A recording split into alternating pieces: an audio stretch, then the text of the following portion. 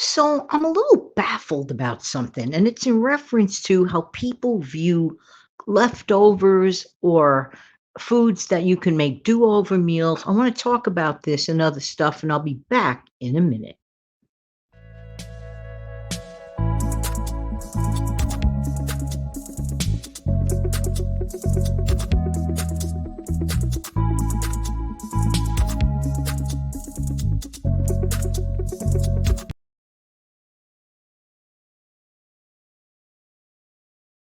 Morning. This is Jan from New York City, and my channel name is Jan from New York City Saves Money. And I truly love helping people keep some more of their own hard earned money. Remember those three words, hard earned money. How you doing today? Hope as always that this audio video finds everybody listening doing well. I'm a little baffled.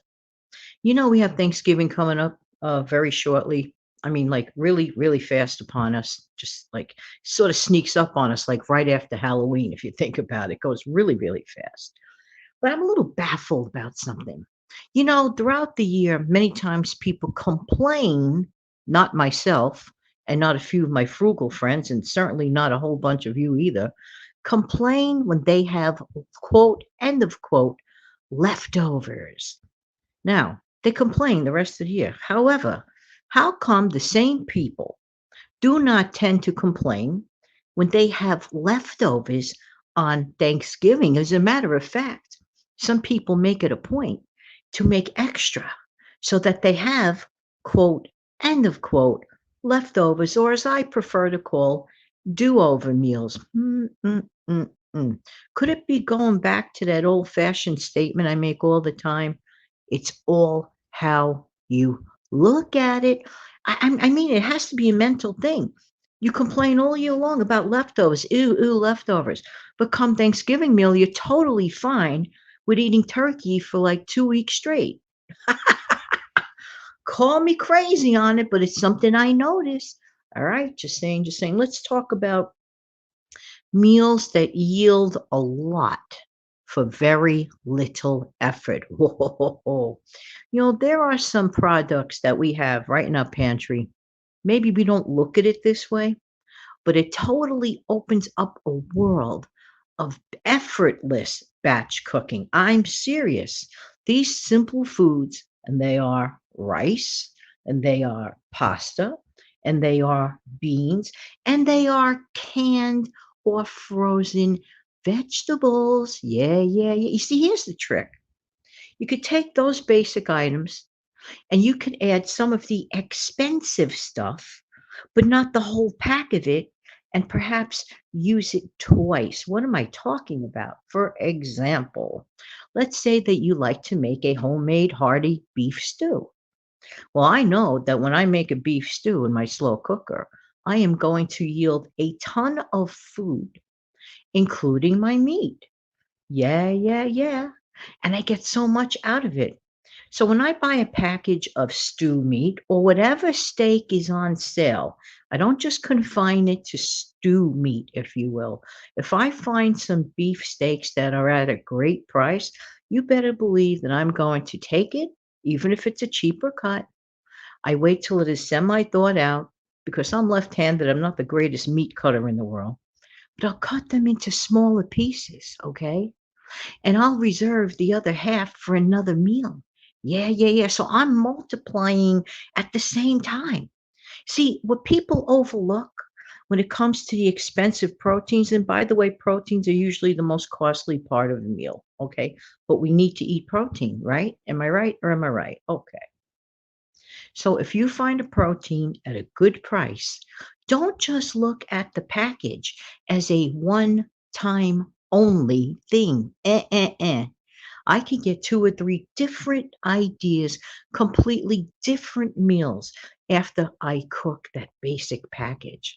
I could delegate it into thirds. I know this sounds crazy. Make the other things the star of the show. Easy bulk cooking. Let's think about something for a second. Let's suppose that you have two slow cookers. You could run one at the same time and make a big old chicken soup with one, right? The other one, you could turn around and make some sort of pasta meal. Yes, there are pasta meals, including macaroni and cheese, that can be had and made in the slow cooker effortlessly. I saw a number of videos about how to make macaroni and cheese in the slow cooker by dumping it in, strategically with certain ingredients. Look them up. You are not standing over a hot stove all day. No, no, no, no, no, no. This is why I always recommend a slow cooker as being a friendly part of your kitchen. Now, some people don't care for slow cookers. That's totally fine. But in my opinion, they might be missing the point. But anyway, anyone who likes to make a whole bunch of different stuff takes full advantage of their slow cooker. This is not costing a ton of money either. And it saves you pennies on the dollar for every hour that you use it. So use it. I'm just saying. So what other meals can we make? Things that have like rice in it, okay? Like I had mentioned, I think it was last week or an upcoming, soon to be coming up soon, video, unless it came out already, because I get a little mixed up with all the uploads I do. By taking three ingredients and you get a ton of food out of it. Example, a typical kielbasi sausage. Now that kielbasi sausage is actually already cooked. So basically, you're just assembling things, okay? So let's say you have the kielbasi sausage and onions and a red or green or both bell pepper just laying around in your crisper needing to be used up. Who's to stop you from making a batch of that? You could do that very quickly on top of the stove, okay? And you could this is a great idea to make if you like rice, okay? Make some rice in advance during the week, put it in an airtight container, and use it as you go along, making sure that you use it up within that week. You have it readily available. You steam it up, heat, and eat, or throw it in as a stir fry fast. These meals are not like heartbreaking to make. You're having a tired day. These are the days that you or me or anyone would be most vulnerable to want to pay for takeout. And I asked myself, do I really want to wait around? Sometimes takeout isn't as fast as people think it is. Sometimes there's a delay. People are stuck in traffic. So many reasons. By the time the delivery comes, you could have made your meal, eaten, and cleaned up already. Yeah, yeah, yeah. That has been known to happen. Then you shake your head and go, look at that. I could have saved all that money. But people get vulnerable because they're tired, they wanna do other things, or they're quite busy after dinner. You know what I'm trying to say? So that's why it's smart to have go-to meals that yield, and they are very, very good on the budget. Now for me, that whole big kielbasi, that is huge, okay? I cut that thing down in half. Half is for one meal, half is for another meal, and I don't mean just for me. Each half, I would say you could get 2 to 3 servings if you cut down the kielbasi into slices, circles, cut them down into thinner circles. It's the spreadability of the flavor is there.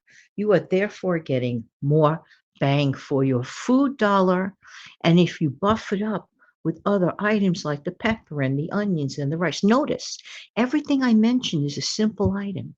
I did not mention fancy schmancy. I did not mention 35 ingredients. The trick is the less ingredients you have meals, the smaller your grocery bill, and you could stretch it out even further. I look at it this way. If I'm going to make a big pot of something, you better believe I want it to yield a number of meals.